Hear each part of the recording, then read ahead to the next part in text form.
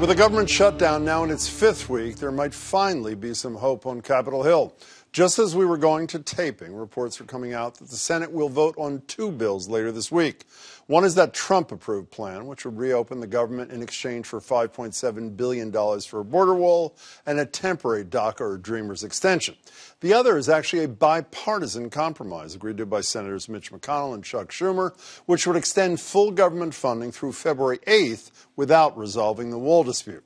But while the Republicans and Democrats might finally be playing nice in the Senate, it, of course, is never a done deal until the president weighs in, and as of this moment, he has not. So while the shutdown stalemate drags on, election 2020 is moving full steam ahead, with at least 8 Democrats already taking official steps to challenge Trump next year after California Senator Kamala Harris joined the field yesterday. So how many Democrats does it take to remove a Trump? Joining me to discuss are Beth Lindstrom. I'm glad you like that, Beth. Thank you. Former Secretary of Consumer Affairs under Mitt Romney, who ran in the Republican primary to challenge Elizabeth Warren last fall. Good to see you, Beth. Rufus Gifford, former U.S. ambassador to Denmark and Obama campaign aide, who ran in the crowded Democratic primary field for Massachusetts' 3rd Congressional District. It's good to see you, too. Thank you. Is this what breaks the logjam this February? I mean, the first thing is not going to get 60 votes. It's quite clear the Democrats, maybe 1 or 2 will vote for it, not going to vote for the thing, only 53 Republicans. Does this sort of half-assed, for lack of a better expression, compromise that opens government till February 8th, does that resolve this thing? Well, I don't know if it's going to resolve it, but I certainly think it's a step in the right direction. I think we did need, Senate Republicans. There have been a number of Senate Republicans coming out and supporting the bill that the Senate voted for back in December. Including her, the original bill. The original bill, just back in December. Which essentially is the same thing. Stay open until February 8th. Exactly. 100 senators voted for this thing. And it sounds like, at least from what I can tell, it's the same bill that they're putting forward again. Now, let's see. I think this is the first indication that I've seen that Mitch McConnell is receptive to this once again. So we'll see. I think the message has probably been loud and clear from the constituents saying you got to do something. Whose constituents? Well, I think the people of the voters. Well, Mitch McConnell said up until this thing that he would not bring anything to the floor that did not have Donald Trump's support. I'm assuming, just this afternoon, I assume you both saw this poll, 18% of suburban men who supported Trump, 18% have dropped off the Trump bandwagon. That is huge. So I assume Donald Trump thinks he may be losing this thing as well. I agree. And he's got to cut at least and I would guarantee that McConnell has talked with his people, at least, to try to get to this point. Right, absolutely. And I think the best way to get to Donald Trump is to prove to him that his base is eroding. And I think when you see the base start to erode, which are the numbers you point to, I think but isn't it pathetic that if the deal to get America out of this, and the assumption is if it's open until February 8th, they're not going to shut down yet again. That may be a false assumption. If the deal like this that is so simple, assuming they approve it on Thursday, how pathetic is it that Republican and Democratic grown-ups couldn't have done the exact same thing 2 weeks ago or whenever without starving out these 800,000 federal workers? It is. It's so frustrating, and we probably agree on a lot. It is, but here's the thing. I mean, Nancy Pelosi said in that meeting, no. So, of course, when Trump said, would you negotiate if we reopen? And the answer is no. What else is he supposed to do? Well, and speaking of what else he's supposed to do, so. Why didn't they, after Trump does this thing on Dreamers, which was inadequate, I mean, let's face it, just a temporary thing, essentially undoing what he himself had wrought, why didn't Nancy Pelosi and Chuck Schumer counter and say, you're on the right subject, Dreamers, but instead of a temporary extension, we need a permanent path to citizenship? That's what a negotiations is. Well, I think honestly, Democrats would have gone back to that. Frankly, they didn't. Well, I think that they could and they should have, as far as I'm concerned. That being said, this whole thing is about the Trump White House. When he said from day one, $5.7 billion for a wall, for a barrier, has never come down from that, and has essentially said any $1 less than that $5.7 billion is a non-starter. Rufus, a year ago, the Democrats agreed to give him $25 billion for a wall until Trump backed out of his own deal. With full DACA protection. Exactly. And that's the thing. And so my point is that Had that been on the table, do I think you could have gotten a lot of Democrats to vote for it? Absolutely. But let's also think that you can't forget that a big and very important election happened just a few short weeks ago. We're going to talk about that election, what it means for 2020 in a second. Here's one of my theses, which you don't have to comment on, but I'll say it anyway, is that part of the reason Trump has insisted on the border wall is anything not to talk about Bob Mueller, and his primary person to mute the Bob Mueller is his TV lawyer, as I said before. Here's Rudy Giuliani, first on with Chris Cuomo on CNN, and then I think, on CNN. It was Meet the Press and CNN. My apologies in that order. Here he is. Can you share what communication the president had with Michael Cohen about Trump Tower Moscow? Well, it's our understanding that they went on throughout 2016, probably could be up to as far as October, November. I never said there was no collusion between the campaign or between people in the campaign. Yes, I have no idea if I have not. I said the President of the United States. You have to admit, very candid until the next day in each case when he completely rescinded what he said. I'm going to try to put this as artfully as possible. Has this guy lost his marbles? I would not want him to be my spokesperson, I would say. But here's the thing. If he was, the lawyer, a good lawyer would come in and say, my client did no criminal act. End of discussion. End of discussion. John King from CNN was on the radio with us today, and his great line was, the big debate in Washington, is there a method to Rudy's madness, or is there madness to Rudy's method? What is the answer? What is going on here? I think we all ask ourselves that every single day.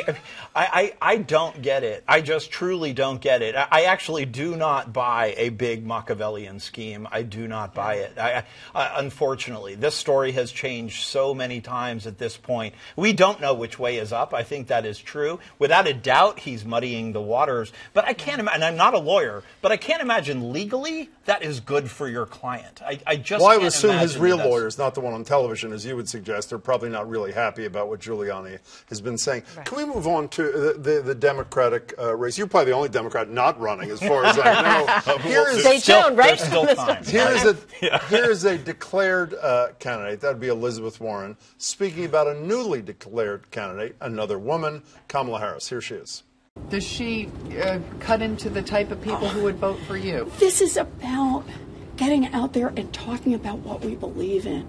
It's about bringing more and more people into the fight. Is there any evidence that America is ready for a woman president? There surely haven't been for 200 and some years there, Rufus. Well, was there any evidence that the United States was ready for an African-American president in 2008? I said not in my lifetime. That's right. That one, that's right. way. And it's very true. I think most people did. And the fact of the matter is we are ready, but we need the right candidate. And let's let that democratic process play out. I think it's incredibly exciting how many women have declared their intention to run for this office. And these are women. Many of them are personal. Yes. Good friends of mine. These are not just women. These are front runners. These are people who are going to be taken seriously. And they should be qualified. And we saw from 2016 that just because you're a woman doesn't mean that you should. So you're suggesting that? I mean, there's Tulsi Gabbard who's in the House. So let's put in a separate category for a moment. Yeah. But Senator Harris, Senator Warren, and who am I missing? Who's the Gillibrand? Senator Gillibrand. Are any of them unqualified? Was that the point they're trying to make? No, I'm saying, as running myself, it's like, don't vote for me just because I'm a woman. Vote for me because I'm qualified. Does that make you happy there are 4 women already in the Democrat, even though you're a Republican? Great. Yeah, absolutely. But I disagree on a lot. So. There may be another woman that has more impact on the outcome of this race than any of the 4 women we just talked about. She's 29 years old, so she can't run for president for at least 6 more years. She's the new congresswoman from New York City. This poll stunned me. This is an Axios Survey Monkey poll. I'll put it up mid-January. Would you support Ocasio-Cortez if she was old enough to run for president? A combined 74% said they would. 17 definitely vote for. 57% would consider voting for. This would suggest, as my radio colleague wrote in the Boston Globe, Marjorie Egan, last week, that what people in the Republican Party and some Democrats used to call radical politics is totally mainstream now. Medicare for all, the Green New Deal, maybe even a 70% top marginal tax rate. She's going to have a major effect on this campaign, is she not? I think she will, and I think does that make you nervous? I think that Alexandria Ocasio-Cortez has added a really remarkable voice to the political debate in the country in the last several months. Whether you love her or hate her, I don't think that really matters. The fact of the matter is she has struck a chord with a lot of Americans, and she has followers from coast to coast, not just in her congressional district. But she's the Democrat Trump. Well, you know, what do you mean by that? I would that's what they're disagree comparing with her tweets and her, getting attention and not caring. What did she make a comment today that or was it last night on a late night TV show? Saying does she care? 0% of what her Democrat colleagues think of her. So, again, a day in politics is like a year. So let's wait and see. Look at the Republican primary, how many there were, and it was anybody but Mitt. I mean, you got to wait and see. I disagree with that, actually, too. I do think we need to wait and see. I mean, she's been in Congress for, all of 2 weeks, 3 weeks right now. So she's got all the flavor of Harris the day. has been there much longer, well, by the way. But she's got a few years at least, right? So, and was Attorney General of California. As you say, you're friendly with, I assume, all three, not Gabbard. That is true. Yes. So are they not nervous that they're all going to be asked, do you support a 70% top marginal tax rate? And they can go through history and say it was 90% during Eisenhower and all this history, but they got to answer a question that for a lot of non-Democrats, or maybe even Democrats, is going to be a little scary because most people don't even know what a marginal tax rate is. This is what I'd say about the first, what you said at the beginning, which is this radical politics that Alexandria Ocasio-Cortez adheres to. Now, I don't consider Medicare for all radical politics. I think universal health care in this country is actually, first of all, polls very, very well, and it is the direction in which the country is going. Donald Trump used to support it. Yeah, well, paid for by the government. There you go, right? Way. Exactly. Yes. Look, the Green New Deal. What does the Green New Deal mean? This is something, a huge part of the campaign that I just ran, investing in renewable energy as a job creator, as a way to save the planet and boost the economy. That's what a Green New Deal is. That's not radical to me. A 70% tax rate. That's well, and given look at today, look at the economy today. I mean, people, unemployment at a minimum. So before we break here, people say 2020 is far off, as you both know. The New Hampshire primary could be in December, potentially, which is only 10 months from now. And they're already Who of this initial field scares you most as a Republican? Well, I just ran against Elizabeth Warren. Well, I didn't get to run. I lost yes, the primary. I wanted to run against her. Warren. But because I think, I think the point about Massachusetts, though, is that we do have our senator running for president and who was dishonest with the people in Massachusetts, and we're not being represented because she's spending all her time going to New Hampshire and Iowa. Dishonest and I think how? that, well, she, said, I'm not running for president in 2020. I'm running for U.S. Senate. No, she actually said right before the election that she would announce soon after the election, which I thought was odd. But do you want me to get you the quotes? Whether I'm running, no, but right before November, she did say when she's running against Jeff Deal, I'm going to announce shortly after the election. Well, of course, because that's when she was running against Jeff Deal. Good to see you both, Rufus. We'll continue this conversation. Thank you. Beth, it's great to see you. You're awesome. Thank you so much. Appreciate both of you.